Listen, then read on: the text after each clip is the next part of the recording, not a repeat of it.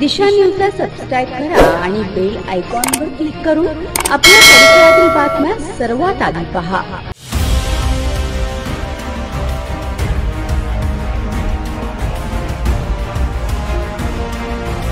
Plot number 92, 93 आणि 94 या तिन्ही प्लॉटवर अतिक्रमण आहे आणि ते ज्या धर्मांनी केलेलं आहे, आम्हाला त्या धर्माचा विरोध नाही, आम्हाला ते इल्लीगल बांधकामाचा आणि अतिक्रमणाचा विरोध आहे।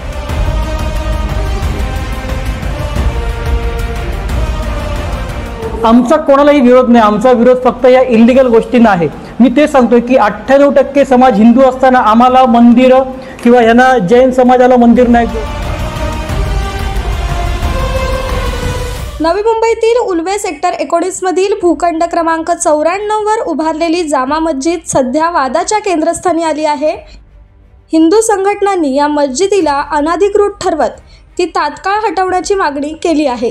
सिडकोने 5 महिन्यांपूर्वी कारवाईचे लेखी आश्वासन दिले होते, मात्र अद्यापही कोणतीही कारवाई झालेली नाही। यामुळे सकल हिंदू समाज उल्वे समिती आक्रमक झाली असून सिडको आणि मुख्यमंत्र्यांकडे तीव्र आंदोलनाचा इशारा दिला आहे। दुसरीकडे मुस्लिम बांधवांनी मस्जिद हटवण्यास नकार दिला आहे। प्रशासनाने दुसरी जागा देण्याची तयारी दर्शवली असली तरी ती वस्तीपासून खूप लांब असल्याने मुस्लिम बांधव ती स्वीकारण्यास तयार नाहीत। हिंदू संघटनांचा आरोप आहे की 2023 मध्ये उभारलेली ही मस्जिद अनधिकृत असून आसपास हिंदू समाजाची संख्या अधिक आहे, त्यामुळे 2 दिवसांपूर्वी उल्वे बंदचे आयोजन देखील करण्यात आले होते। आता या वादामुळे परिसरात तणावाचे वातावरण निर्माण झाले आहे। आम्ही कोणाचा हक्क मारण्यासाठी इथे एकत्र जमत नाही आहोत, आम्ही आमच्या हक्कासाठी लढत आहोत। आम्हाला दुसऱ्यांचा हक्क मारायचा नाहीये। आमचं स्पष्ट म्हणणं आहे की इथे सेक्टर 19 असेल जिथे अनधिकृत बांधकाम केलेलं आहे, प्लॉट नंबर 92, 93 आणि 94 या तिन्ही प्लॉटवर अतिक्रमण आहे आणि ते ज्या धर्मांनी केलेलं आहे, आम्हाला त्या धर्माचा विरोध नाही, आम्हाला ते इल्लीगल बांधकामाचा आणि अतिक्रमणाचा विरोध आहे।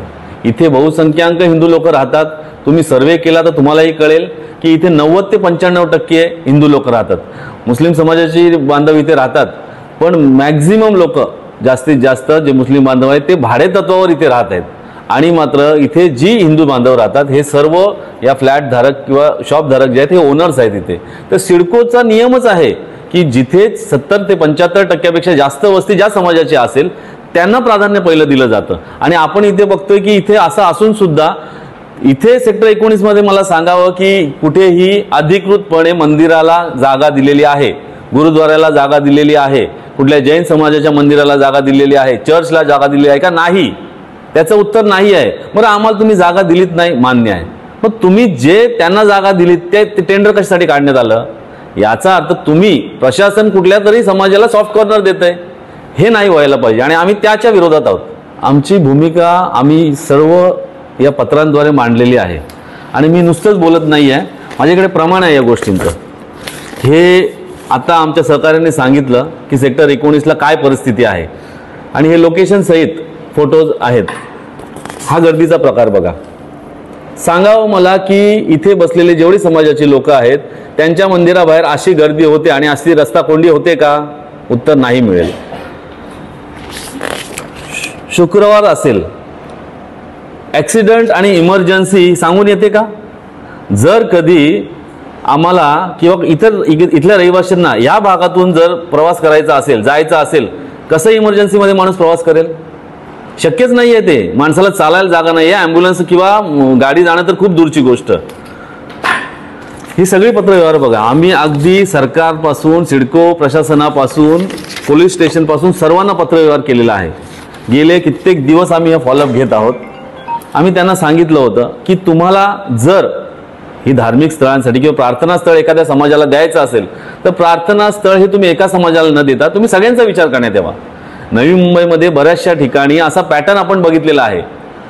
मंदिर, मस्जिद, गुरुद्वारा, चर्च हे एकाच रांगेत प्लॉट्स अलॉट केलेले आहेत आणि तिथे सुव्यवस्थितपणे आणि शांतपणे प्रत्येक जण आपापल्या धर्माची प्रार्थना करत असतो।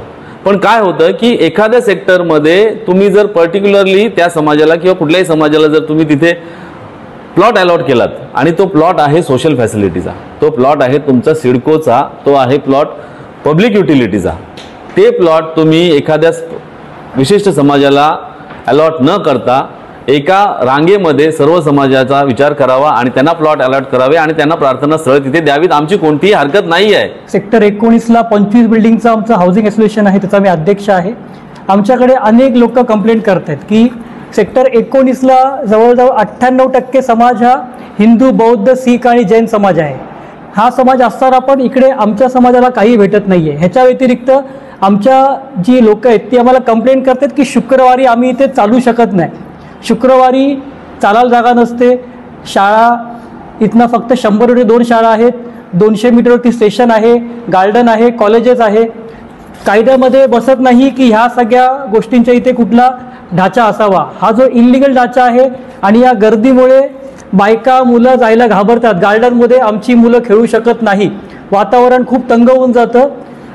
BJPनी आदेश काढल्यामुळे भोंगे बंद झाले, पण गेली 12 वर्ष दिवसातना 5 टाईम आम्ही 98% समाज हा भोंग्याचा आवाज मोठ्याने ऐकत होतो. तर आमची फक्त हीच गुजारिश आहे की जे काय इल्लिगल ढाचा आहे तो ताबडतोब सरकारने काढून घ्यावा आणि त्याचे प्रूफ तुम्हाला इथे आम्ही दाखवतोय. आमचा कोणालाही विरोध नाही. आमचा विरोध फक्त या इल्लिगल गोष्टींना आहे. मी ते सांगतोय की 98% समाज हिंदू असताना आम्हाला मंदिरं किंवा यांना जैन समाजाला मंदिर नाही, गुरुद्वारा नाही, काहीच नाहीये. आज तुम्ही बघा की किती नीती नियम पाळले जात आहेत. जैन समाज भाड्यावरती दुकान घेऊन त्यांचं मंदिर टाकलेलं आहे. पंजाबी समाजांनी भाड्यावरती दुकान घेऊन मंदिर टाकलंय. म्हणजे इतर सगळे समाज कायदा नीतिनियम पाळत आहे. मग ह्या समाजाला नीतिनियम कायदे नाही आहेत का? आमचा फक्त चुकीच्या गोष्टीला विरोध आहे. सबका साथ सबका विकास, सगळ्या गोष्टी न्यायाने हव्या बस. Bureau report, Disha entertainment and news. Disha न्यूजला सबस्क्राईब करा आणि बेल आयकॉनवर क्लिक करून आपल्या परिसरातील बातम्या सर्वात आधी पहा.